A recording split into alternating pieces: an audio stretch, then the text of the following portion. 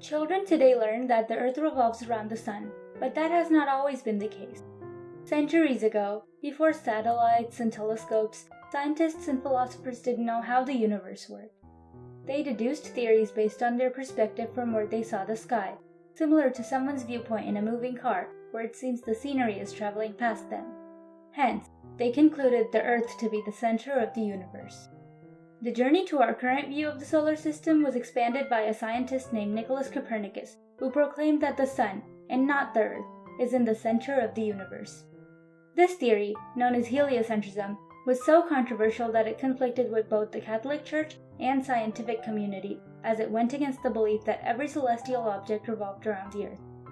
This conflict and its following compromise was one of the longest-spanning events in human history.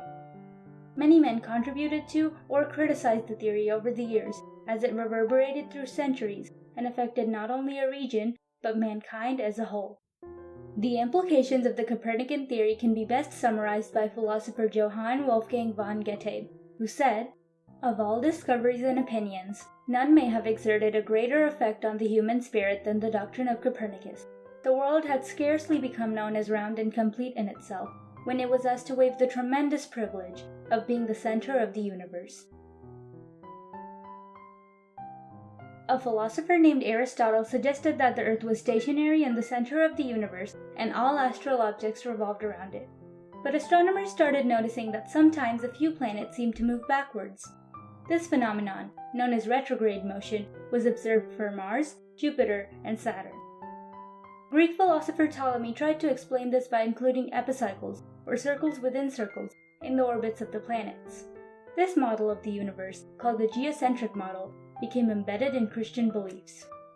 Although the first mentions of a sun-centered universe date back to Greek philosopher Aristarchus, they were not considered seriously. Then, in 1543, Copernicus decided to challenge that in his book On the Revolutions of the Heavenly Spheres. Copernicus was born to a religious Catholic family in Poland. He enrolled in the University of Krakow in Poland in 1491, and then at the University of Bologna in Italy in 1496 to study regular law and canon or church law. While studying at these universities, Copernicus became acquainted with some astronomers, and his interest in astronomy was piqued. He took full advantage of the collection of astronomy books in the university libraries, and his knowledge of Greek was critical for his study of Greek astronomy.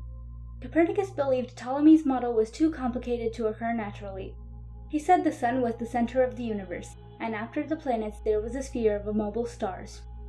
He also claimed that the Earth rotates every 24 hours on its axis to explain the rising and setting of the Sun, but this went against normal common sense and conflicted with the beliefs of the Catholic Church at the time. The whole thing was completely ridiculous. If the Earth is spinning around every 24 hours and you throw a stone up into the air, it's going to land in another county. And think of the poor birds. So Copernicus was going against all common sense. As a devout Catholic and respected astronomer, Copernicus struggled with internal conflict and did not want to publish his book for fear of criticism, but his friends convinced him to. As he says in his book, "The scorn which I had reason to fear on account of the novelty and unconventionality of my opinion almost induced me to abandon completely the work which I had undertaken. But while I hesitated for a long time, and even resisted, my friends drew me back." As a compromise, his friend Andreas Ozayander added a preface claiming it was just a hypothetical book, which suppressed the initial conflict. Copernicus died 2 months after publishing, and never got to know the conflict his work caused. The theory was also criticized by the scientists of the time. For example, Tycho Brahe made many observations and collected data on the orbits of planets, which were more accurate than others from that time. Brahe admired Copernicus's work for its mathematical solutions, but he couldn't accept heliocentrism because he believed in Aristotle's physics. He instead reached a compromise between Copernicus and Aristotle's theories and created his own model, where the planets orbited the Sun and the Sun and Moon orbited the Earth. This Tychonic system became popular in the early 1700s to the scientific world. The heliocentric theory wasn't the only thing criticized. Anyone who spoke in favor of it was punished. The Italian theologian Giordano Bruno suffered greatly during this conflict. At age 24, Bruno became a priest and started learning theology. But he started freely discussing heretical theories. Soon, he came under investigation from the Inquisition for heresy. Bruno fled Italy and started traveling throughout Europe, causing conflict and making enemies all along. He supported heliocentrism in his book, Scena della Scenery, and talked about his own theories of infinite stars and worlds. In 1591, he moved to Venice and was arrested for heresy in 1592. Bruno was imprisoned for 8 years, where he was interrogated periodically and told he could save his life by recanting. In 1600, he was taken to the Campo de' Fiori in Rome and burned alive, where a statue of him now stands. Galileo Galilei was also punished, although not as harshly. He attended the University of Pisa in 1581 to learn medicine, but eventually turned his attention to math and philosophy. In 1609, he heard of the telescope and quickly figured out how to make his own, also improving it greatly. With this, on January of 1610, Galileo discovered the moons of Jupiter, which proved that not everything revolves around the Earth, contradicting Aristotle and Ptolemy. The Church declared heliocentrism heresy in 1616 and banned Copernicus's books. Robert Cardinal Bellarmine warned Galileo not to defend heliocentrism. In 1623, Galileo's friend and admirer, Mafia Cardinal Barberini, became Pope Urban VIII. As a compromise, he gave Galileo permission to publish his theories, as long as he only treated it hypothetically. Galileo published his dialogue concerning the two chief world systems in Florence in 1632. But the Pope felt insulted because he thought Galileo ridiculed the geocentric system, provoking the conflict. In 1633, Galileo was called to Rome and presented with a letter that warned him not to defend heliocentrism.